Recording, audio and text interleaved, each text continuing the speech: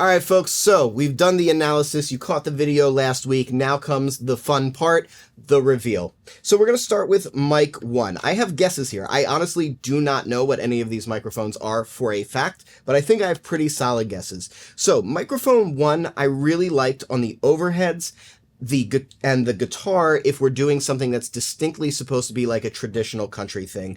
Steve, would you mind playing a little bit of the overhead for mic 1 here?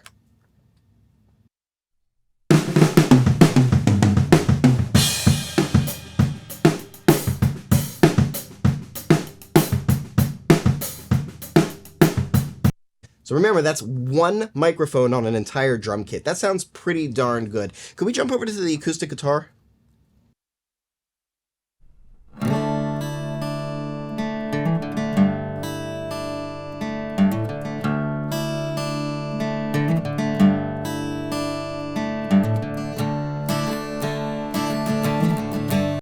Well, so really, really good country twang in that. My guess for this microphone, I think this is the warm audio microphone.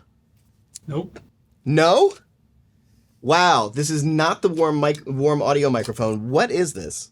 Evo. This is the Evo. Wow. Okay. All right, well then I got that one wrong for sure. I'm going to have to take a potshot guess at this next one. So this next one here, I actually thought was the Evo, but I think I got it wrong. So, well, I know I got it wrong, right? So I really liked it on the acoustic.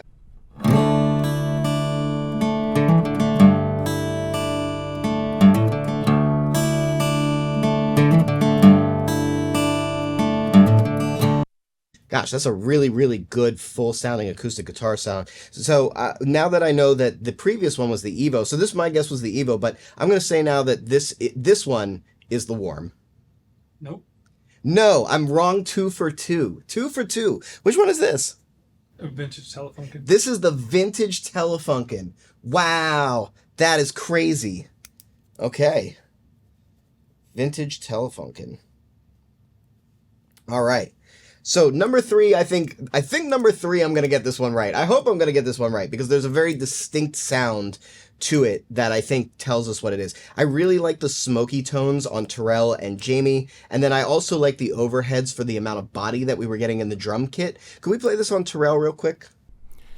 Every moment I spend with you is like a fantasy. I don't know why you care so much for me. We switch to the overheads?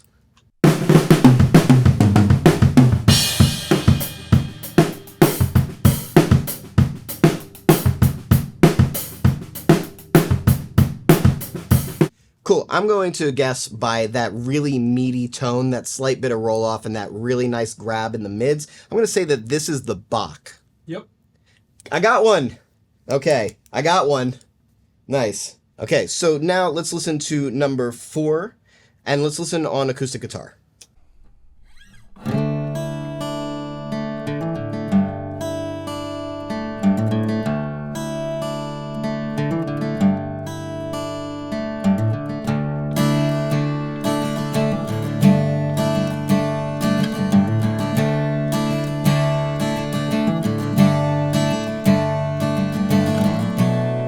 Cool, and obviously we know through process of elimination now that this is the warm audio, which I actually guessed was the vintage Telefunken. So pretty off in terms of at least the price points on that, I would say, to say the least. So that is the warm, yes? Yep. Okay, wow.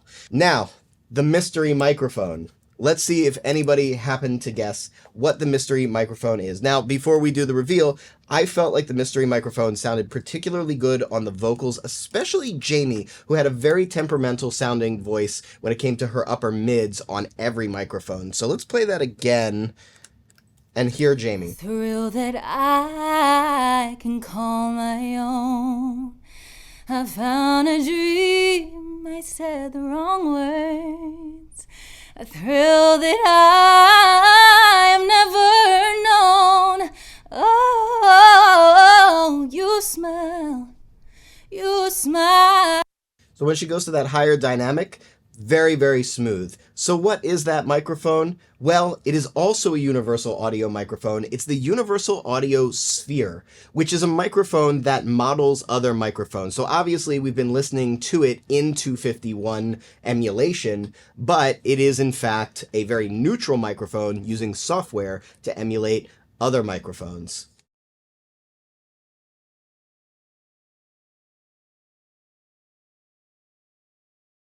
Whew, okay, it's hot in my studio here, but back at home, want to do some analysis, not just of the sound here, but also recounting my experience using these microphones, because I think that's probably just as informative as the sound. And I will start here with the Warm Audio 251, and I'm going to be really honest, I was very nervous about this particular microphone. I went online, I started listening to audio examples, and what I found was some pretty polarizing stuff. I found some audio examples that were like amazing, and then I found some audio examples that honestly did not sound very good, so I did not know what to expect. But once I actually got my hands on the microphone, got it out the box, and started putting it on stuff, it clicked for me why I was hearing this discrepancy. There's two very distinct things in the Warm Audio that jumped out at me as being like, okay, this is something that you have to keep in mind when using this microphone. The first is that the Warm Audio has a very strong 4K presence. A 4K presence can be a huge double-edged sword. On the one hand, that 4K, you need it to cut through a mix. Like, that is going to be the most present thing. So for something like lead vocal, it can be extremely useful. On the other hand, 4K can get really harsh really easily. So I'll give you a perfect example here and why any microphone pairing is very source dependent. I'm going to play this on Terrell and then I'm going to play it on Jamie. Terrell has a very warm, round voice. So this 4K sounds amazing on him. Every moment I spend with you is like a fantasy. I don't know why you care so much for me. I mean, put a de-esser on that and you don't need to touch that at all. It sounds amazing. And you could put an entire orchestra behind there, electric guitars behind there, full drum kit behind there, and he's still going to cut through and stay present in the mix. So I love this sound. But conversely, Jamie has a ton of 4K energy in her voice, and there's a certain note where she's like interacting with the room in a way that's already exaggerating it. That's a recipe for harshness.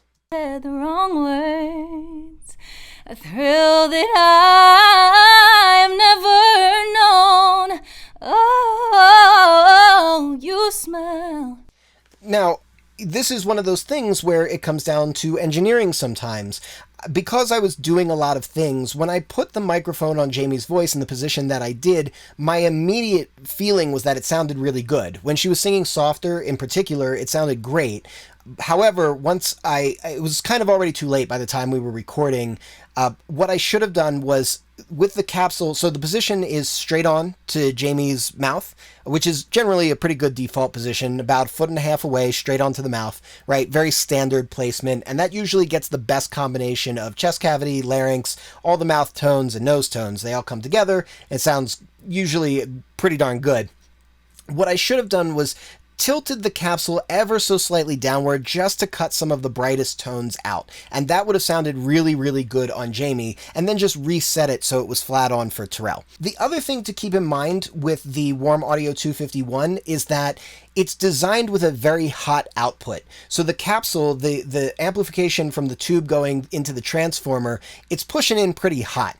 And this has certain things that are really good. One of the things that ended up getting cut from my analysis in the previous video is that I noticed that there was this very distinct harmonic quality. I referred to it as a tubey quality, but actually I think it's more the transformer. But there's this very distinct harmonic color that is present in all of the sources using the Warm. And I like that. I like a microphone that has some personality and has some juice. So that's one good thing about that. The other thing that's good about it is if you happen to be using a preamp that does not take well to when you start really pushing gain, because the Warm Audio 251 has a naturally hotter output, you don't need to drive the preamp as much to get your levels up, and that's going to be really good for, you know, your basic kind of interface preamps that function very well within the first half of their gain structure and function maybe a little less well in the back half of their louder gain structure. So those are the good things. The bad thing is that you do have to be a little bit cognizant of how loud a source is getting into the Warm Audio 251. So I'm going to give you the good, which is going to be in the guitar.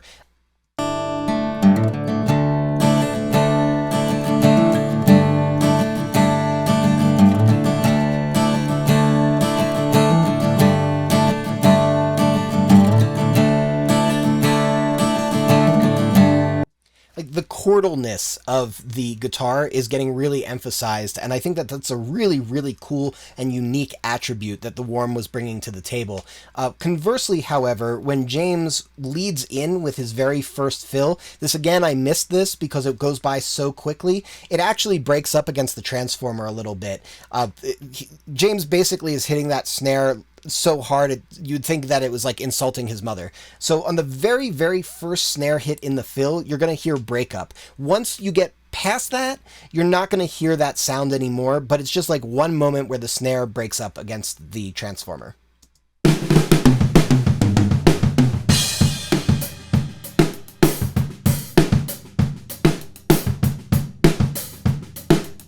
right, so sounds really good except right here.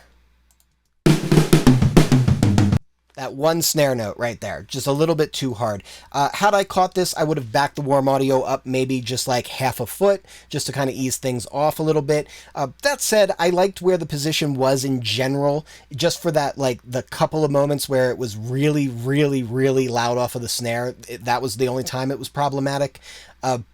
If I backed it off too far, I feel like I would have gotten a good sound, but it would have been more of like a room capture than a single overhead capture. By the way, the positioning for the drums here is a 45-degree angle, about maybe 4 feet up from the kit. So it's not directly above, it's not directly out, it's about 45 degrees up and aimed down. The guitar was a really unique placement. It was...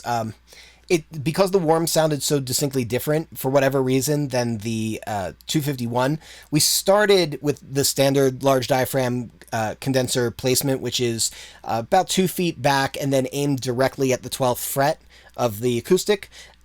This one we ended up, we lowered it, we pulled it into the sound hole to get a little bit more of the warmer tones, and then tilted it and aimed it toward the 12th fret to get a little bit of the harmonic juice back. So it ends up being below and aimed away from the sound hole a little bit, which ended up sounding really nice, but it's a very unique position compared to everything else. So, okay, now I want to talk about the Evo 251. So the Evo 251 is a microphone that I'm more familiar with. It's characteristically, I would say that the most distinct feature is that it's got one of the most impressive sounding top ends in a microphone that I've ever heard, maybe the best, but it sounds really great. There's just breathtaking air in the 251 on any source. I'll play it a little bit on Terrell here real quick. Every moment I spend with you is like a fantasy. I don't know why you care so much for me. And you can hear, even on those slightly exaggerated S's, the actual quality of the S is really good and smooth. Like it always feels like there's this like perfect sense of air and really, really creamy, smooth, clean top end going on.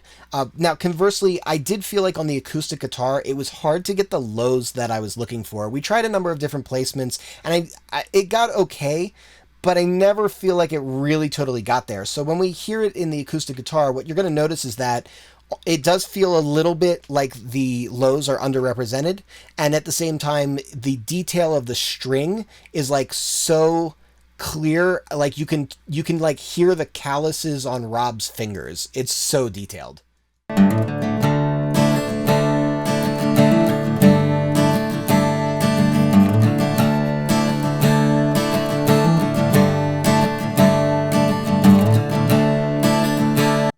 Now, the good thing here is that the quality of the low end is very focused. It's very clean, and it doesn't have any kind of weirdness going on. So if I need to warm it up, it will warm up nicely. Like, all I really need to do is take a low frequency shelf here. So I've got 140 hertz, add a couple of dBs, and it's going to sound great.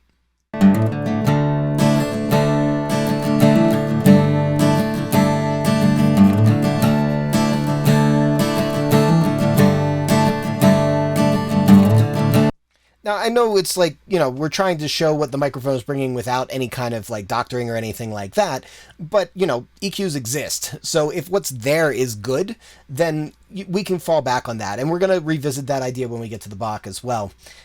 Where I think the detail of the microphone really, really shined was actually in the single kit capture, especially once the ride cymbal comes in. I mean, it almost feels like multiple mics summed together in mono because everything is so well defined.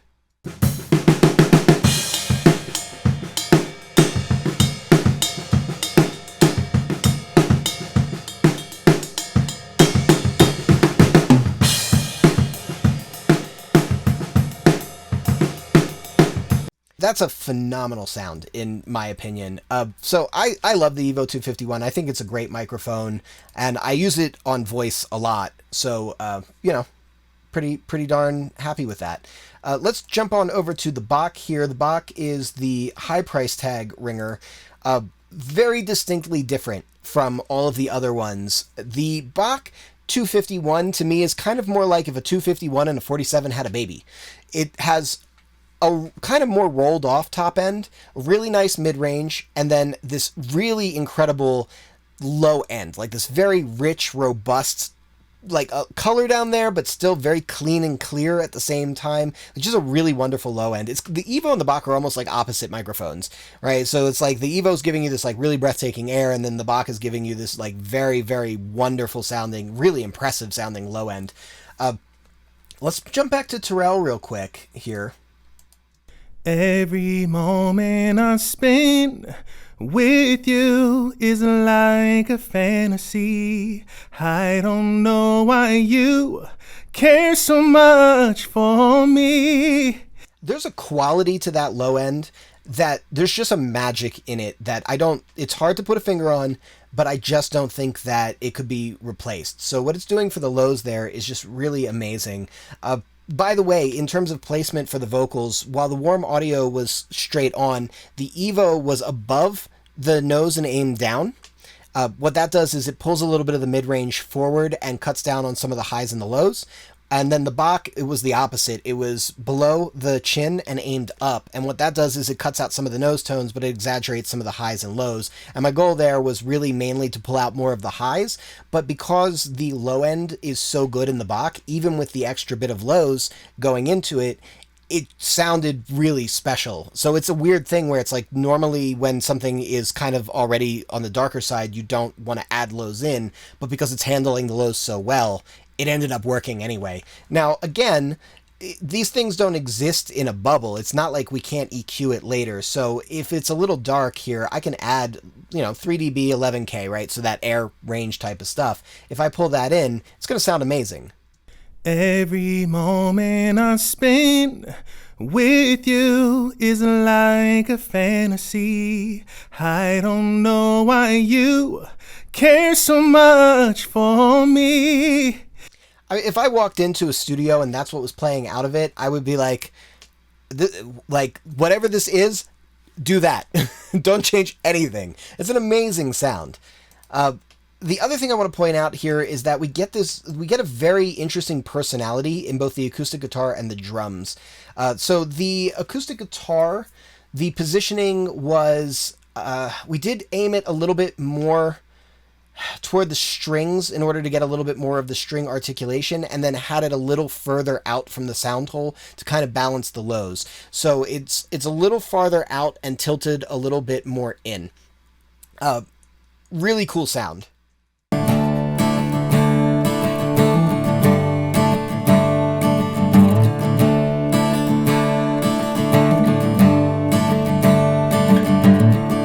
Really, really nice. It's got like a very soulful quality to it.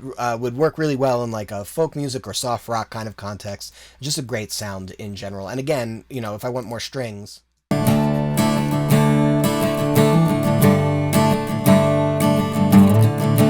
Top end EQs really nicely. The drums were really interesting though. Really, really interesting. So when I had it, I originally had it at that 45-degree angle kind of where everything else was. And what I found is it just sounded really, really close, and it didn't sound quite as bright as I would like it. So what I did was I pulled it down a little bit to get it closer to the horizontal cymbal axis to bring out a little bit more of the cymbals, and then backed it off a little bit. But what we're going to hear is that it ends up sounding like it was the closest.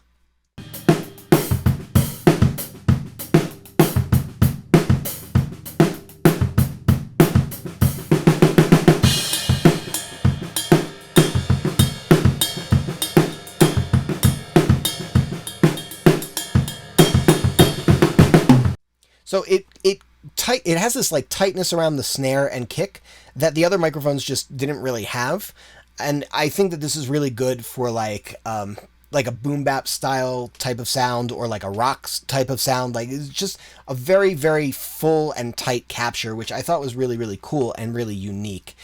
Didn't pick up as much of the air, so if I wanted something that had a little bit more air and space in it, then I think that the other microphones were doing that a little bit better.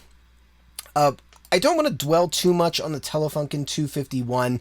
I kind of wish that the Telefunken didn't sound as good as it did, but getting the placement on the 251 was really easy. Pretty much everywhere I expected it to sound good, it just automatically sounded good. So vocals, it was from above and aimed down.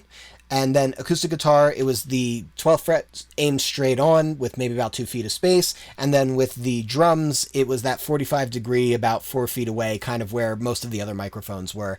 And it just sounded good pretty much across the board. It was really not tough to get it to sound good.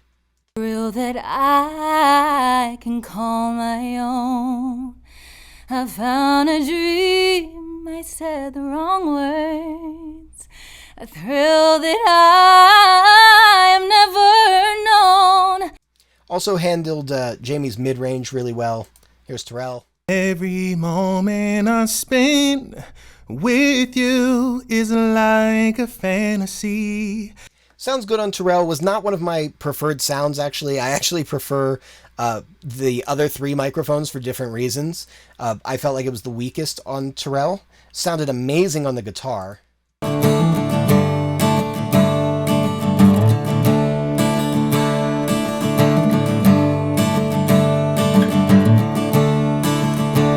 That's just brilliant. I love that sound, and I think that it was like, it almost called on like a classic rock sound that I had heard in the 90s before, and it was like, oh yeah, that's that sound.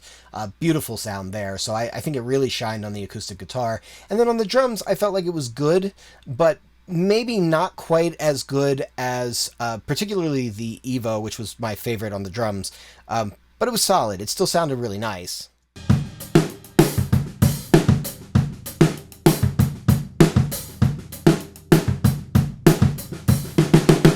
Good, but you know, it didn't have the uniqueness that the Bock had. It didn't have quite the detail that the Evo had, so maybe not my pick on the drums. And then that brings us to the Sphere, which I have saved for last because the Sphere is unbelievably interesting. So in general, the Sphere was ending up in some locations that were pretty different. It ended up above and aimed down on the vocals, which is the same for the Telefunken. The acoustic guitar, it ended up in kind of a crazy position where it was sort of like aimed up and kind of like where the Telefunken was, but like below it and aimed up. And then the drums, it ended up being way closer to the kit because it had such a wider cardioid type sound that it felt way roomier. I'll play it real quick on acoustic guitar.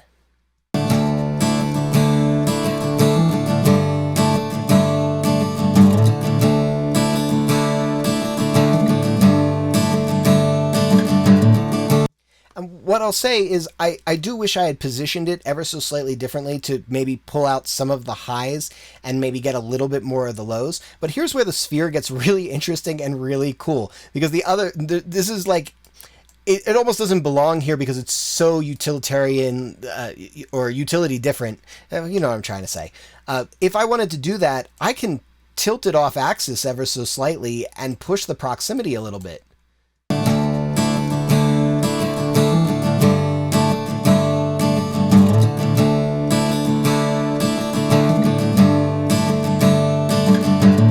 So it's like I can reposition the microphone from the software, which is crazy. So really, really cool. So it sounded like this. But a little tweaking and we can make it sound like this.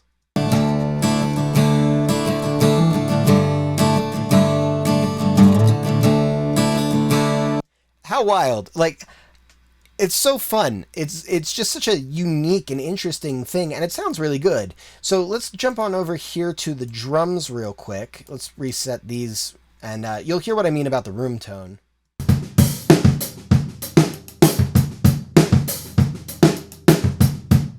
Right, as opposed to, like, let's say the warm.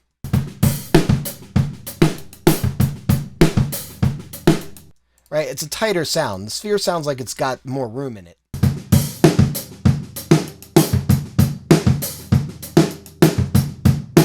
And the sphere is like probably half a foot closer than everything else. Maybe even a full foot closer. So it's picking that up. But again, if we want less room, we can change this into a tighter cardioid pattern.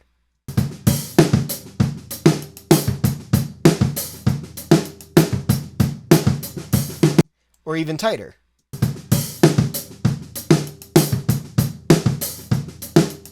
Or if we wanted it to be like really bombastic sounding, we could make it super wide.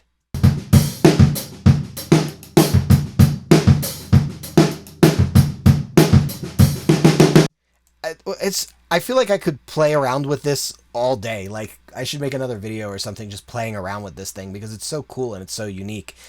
Let's pop back over to the guitar real quick.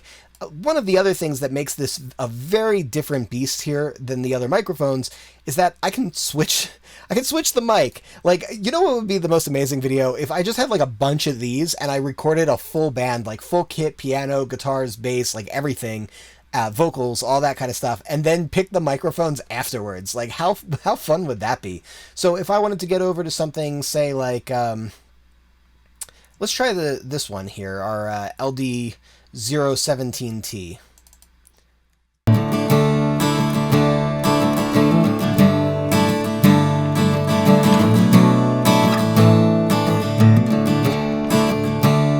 So now it's kind of doing that harmonic thing that the warm is doing, but I can now kind of mess around with this. I can soften the top, I can give it that bit of proximity.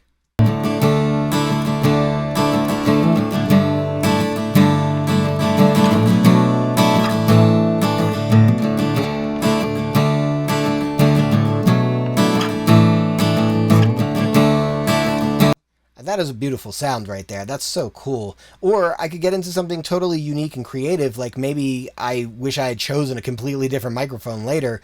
I mean, how cool is this? I could let's grab a ribbon microphone here. Try this. Let's put the proximity back to where it was.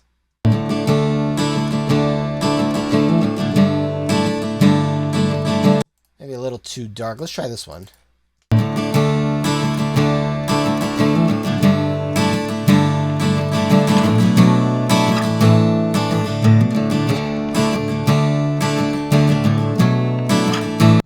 That's so cool. Oh yeah, this is pretty nice.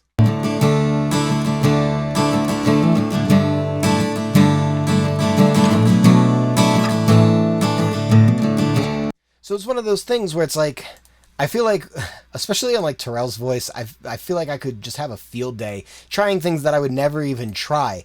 So like, you know, what would it sound like if I had like, I don't know, an RE20 on Terrell? Every moment I spend with you is like a fantasy. That sounds really good. That sounds really, really good. How about like a 67? Actually, let's try 67 new old stock. Every moment I spend with you is like a fantasy. Let's go back to the 251. Every moment I spend with you is like a fantasy.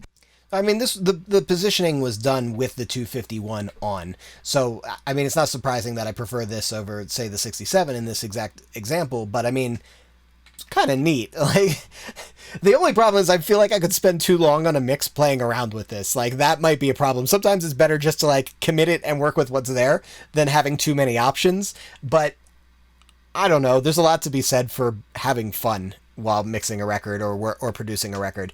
So anyway, yeah, that's my take on these mics. It was a really fun showcase. I feel like everything punched above its weight class in terms of price versus quality. You know, very hard to position 5 microphones on a single source and make it fair in any way, shape, or form. Definitely took some engineering on my part, but also because I'm narrating and operating a camera at the same time, definitely a couple little engineering things that I feel like I could have done better. Maybe changing the capsule position and angling on the warm on Jamie, and repositioning the Evo a little bit further on the acoustic guitar to get a little bit more lows, and working on that for a little bit more time. Minor slip-ups on my part, but overall, pretty impressed. So you can download these stems, or these raw tracks rather, in the description below. So I highly recommend that you do that, because, you know, you're hearing a fairly accurate version of things, but truthfully, if this is going through any kind of like YouTube encoder or Vimeo encoder or whatever, you're not really getting the full experience. And also, you might want to just play around and be able to listen a little bit more, in a more you know, not quite so quickly, like taking the time to analyze everything. But yeah, this was really fun, and I'm glad you guys joined me for it. So, you know what we say, we are musicians, sound is our instrument, and I will catch you next time.